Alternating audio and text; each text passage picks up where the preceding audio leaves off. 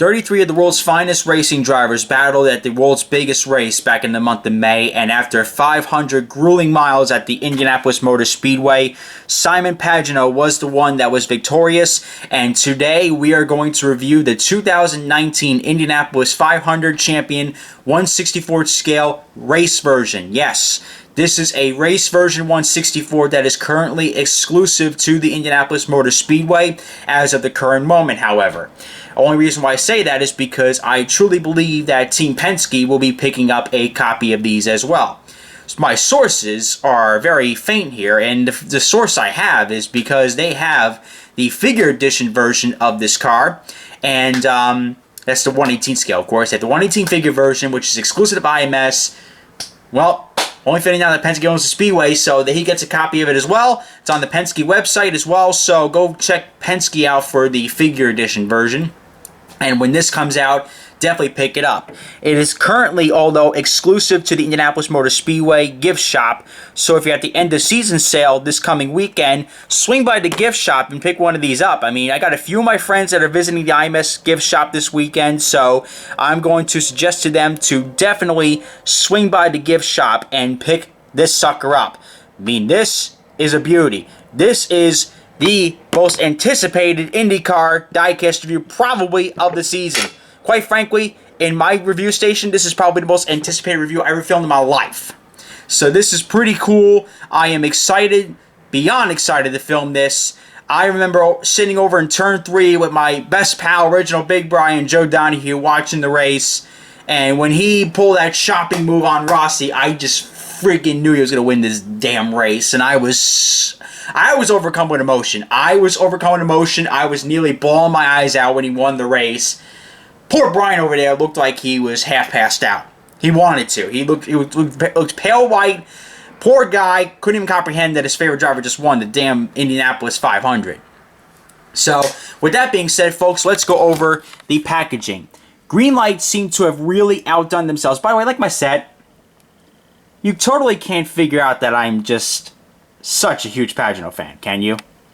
I did a crappy job, did I? Oh, I'll do better next time. Let's see. The packaging itself looks like it outdid themselves. Whoever designed this packaging must have been from the action era in NASCAR back in 2009, because they absolutely hit the nail. They hit a home run with this product. It looks like a really blurred out Team Menards car. That's what it looks like. I mean, come on. That looks like that car is racing almost. I mean, that is just a lot of blur, a lot of stripes, and it's the Team Menards colors. So, go figure. Anyways, there's Pagenaud with the Borg Warner wreath. Number 22, Team Penske. This sentence will never get old. Simon Pagenaud, 2019 Indianapolis 500 champion. That'll never get old with me. Oh, I can't wait to review that.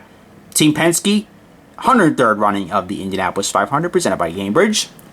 Limited edition diecast metal chassis. Yes, this is a race version, as if you can't tell already. Simon Pagenaud. And it includes one diecast card and trading card. And this is ages 8 and up in 1/64 scale. Let's see. Let's do some fun reading on the back. Oh yeah, this pretty much just tells you that Pagenaud aced the friggin' 500 and he won that race. Love that race. Love that race. It was such a great day. Pagenaud with the Borg Warner wreath. Oh, that's a good picture. Him sipping the milk. IndyCar hologram. Indy 500 presented by Cambridge. And this is by Greenlight Collectibles, of course. Again, this will never get old. Oh, he's pumping his fists in the air. Look at that. That's never going to get old with me. 22, 2019 Indianapolis 500 champion Simon Pagenaud. That will just never get old with me. Something about that will just always bring a smile to my face, even if it's on Christmas Day. Well, now we're going to take this thing out of its box and begin a review of it. I'm going to take this out with a pair of scissors, and I purposely bought 2 of them, because I have one over here as well, because I'm going to take this one out and review it, and of course I'm going to keep one in the packaging. So let's go do that. Now that this 1/64 is out of its little packaging, this thing can finally be properly reviewed. And let me tell you, the camera simply does not do justice. This is probably one of the coolest damn things I ever picked up. I'm so glad they made a 164 race version of this. We had rumors of it, like, there was a rumor floating around in the paddock area. There's a rumor floating around that they were going to make one, that IMS ordered a few extra, and, they wanted a race version out of it. Well, turns out they were right. For the longest time, we didn't believe them, and, they do have a race version in stock, and it's ready to review. And also, as a fun little tip, if you order from the IMS gift shop, let's say, for example, you want to go to the end of season sale tomorrow, or if you want to go do your online shopping tonight for the end of season sale, and you see the Pagenaud winner, you'll see it advertised as the clean version. If you buy the one that looks like a clean version, that's actually the race version. It's an error on their part. Trust me, I ordered it. I purposely selected the clean version, and I knew that it was the race version all the time because my friend Kale bought the same thing. He got the race version. It's the race version. It's not the clean version. I regret to inform you, people, that it's not the clean version. It is raced. Because race cars are awfully dirty at the end of 500 miles, or at the Grand Prix. So I tried to sound like Simon there, but I failed miserably. So let's see here. Let's go over some race parts here. Let's do the race parts. I'm not going to go over the paint scheme because you really will know that. But as you can tell, green light pays attention to detail. The nose of the car looks like, well, when you're in front, when you're in front the whole time at Indianapolis, you get a lot of dirt on the front. You see, Sam, when you're in clean air, the car gets all the dirt and dust on there, Sam. But anyways, the front of the car is filthy. And you can well imagine it's filthy because it's a neon-colored car. It's a day-glow-colored car. It is going to be absolutely god-awfully filthy. They paid so much attention to detail that the tires are actually numbered on this car. On a 164, I might add. That's L18. That's R18. R18 again. And here we go, R18 again. Let's see if we get shine a little more light on this car. There we go, that's a beauty. There we go. The tires are indeed numbered. Let's see. The Hitachi logo is just absolutely covered in dirt. It is absolutely just covered. Look at that. Beautiful. Going up the side of the car, let's get a little bit of shade so you can see the lines of dirt. There you go. A lot of dirt and grime on the nose of the car. I mean, Jesus. This thing's literally covered. Look at this. That's beautiful. Like I said, when you're on front again in Indianapolis, your car gets a little dirty. And also the dirt and all that mud and dirt just goes right by the air intake. The Menards logo is just absolutely covered. Some dirt almost got in the cockpit, for God's sakes. Oh, they even detailed the roll hoop here, and they got the 22 by the roll hoop here. Let's see if we can zoom in on that. So they got 22 implemented on the cockpit there. Where Menards is, that is all covered in dirt. Oh my God, that's a beauty. Whew! By the air flick, yeah, the air flick, because all the air comes over here. Yep, that's all dirty. Top of the air flick's all dirty. Notice how the side pods, not the side pods, well, the top of the side pods, or the air ducts are all covered, all clean. The rear wing, which deflects a lot of air, is of course dirty. And so is on this side. On this side as well, you got a bunch of dirt buildup where the air flick is. And would you look at that? This side almost looks the same as the left. I mean, my God, he got a lot of dirt on this thing. Then again, this is going to be an exciting race version regardless because this thing was an all yellow car. Let's see if we can actually zoom in on the NTT IndyCar logo. There we go.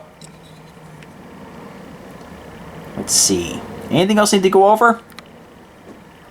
I really don't think so. This is an all-around beauty. If there's one diecast that I recommend in life, listen, we're all young, most of us are young anyways watching this video. Not a lot of us have made a lot of great life decisions. I admit it. There's some life decisions that I've made that I've questioned. Some that I probably will take back in life eventually. You know, I have not made too many great life decisions. Buying this 164 is considered as a great life decision. It is a valuable car. It is worth your time and money to invest in it. I would wait till Penske gets it. Because if Penske gets it, and if it's Black Friday weekend, free shipping. I would hold off on it, wait till Penske gets the deal, or if you're buying it off the IMS end of season sale, include this in your basket because it's flat rate shipping. So if you buy a whole box worth of stuff, you only pay $10 worth in shipping, which is a steal if you're buying a crap ton of shirts and hats and memorabilia. So definitely do that. But if you're just buying the one diecast, I wait till Penske gets it, because if Penske has it, odds are it's probably the race version. Take the risk, get it, and hope it's the race version. Beautiful diecast. This diecast does not get a rating, because if I don't recommend this product, someone has to shoot me. This is a beautiful product. This is something I'll put my name on. It's a beauty. And I'm not being biased here. Coming from the set here. Yeah, totally not biased whatsoever. What are you talking about? Just kidding. But overall, it's a great life decision to make this. Invest the $9 and pick this up, because it'll be worth your time. It'll be worth your money. It is something that every fan has to get, because this is a great memoir. I am so happy that Penske pennied up on this and made a race version. IMS, all the parties involved, Menards, you know, everybody teamed up to really get this produced, and I just want to thank a few people for doing that, because, my God, this is the best friggin' thing that's ever sat on this review table. Holy Christ. I mean, look at this. I haven't reviewed this part yet, but look where the air intake is. All that dirt goes right in there. Unbelievable. Such a dirty race version. I didn't even think of a race version when Pagenaud won this, because they only made a race version for Sato because his fans over in Japan would want that car, so they made a race version of that, of course. They didn't make one for Power, so I was quite shocked they made one for Pagenaud, and I almost fell off my chair when Kale revealed that they made a race version for this. So it's a definite immediate pickup. I mean, come on. Come on. This is a beauty. This is diecast manufacturing at its finest. And I'll do a 360 view of this car, so this way if I haven't convinced you guys enough already as is. Here's the front of the car. Here's the right side. There's the back. Ooh, does that back even say Team Penske on the gearbox? Yes, it does. It says Team Penske on the gearbox. And this is serial number 1358. So this is they're all numbered, these diecasts these days, which is great. And any closing statements I want to say? Well, the closing statement I have to make is it's not gonna be if, but when we'll see Rossi win a second. But hopefully at this time next year, we'll be reviewing a Simon Pagenaud 2020 Indianapolis 500 Champion diecast. Comment, like, and subscribe. And this is Race Day 12 reminding you to join the fight to stop bullying. It does get better. Hopefully, Pagenaud is a two-time winner of the 500 next year.